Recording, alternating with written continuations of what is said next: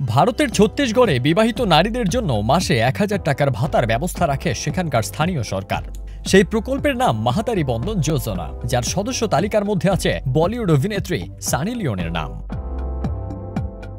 শুধু তাই নয়, মাসে ১,০০০ টাকা করে নিয়মিতই সরকারি ভাতা পেয়েছেন সানি লিওন।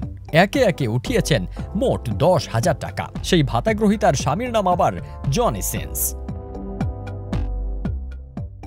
সম্প্রতি ছত্তিশগড়ের এই ঘটনা রীতিমতো শোরগোল ফেলে দিয়েছে। অনেকে মনে করছেন তারকা সানি লিওনের অর্থের এতই প্রয়োজন যে তাকে সরকারি নারী ভাতা গ্রহণ করতে হচ্ছে। এ নিয়ে শুরু হয় তদন্ত। জানা যায়, আদতে সানি লিওন নামে একটি অ্যাকাউন্ট খুলে এই ভাতার সেবা নিচ্ছিলেন এক যুবক। ইতোমধ্যে প্রতারণার অভিযোগে বীরেন্দ্র যোশী নামে এক ব্যক্তিকে গ্রেপ্তার করেছে পুলিশ।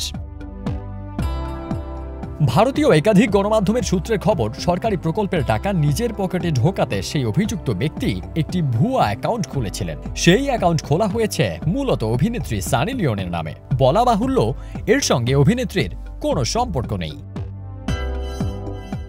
ইতোমধ্যে সেই অ্যাকাউন্টটি জব্দ করেছে প্রশাসন। পাশাপাশি এখনো পর্যন্ত ওই ব্যাংক অ্যাকাউন্টে যত টাকা জমা পড়েছে তা যাতে সরকারের ঘরে ফেরানো যায় সেই উদ্যোগ নেওয়া হয়েছে।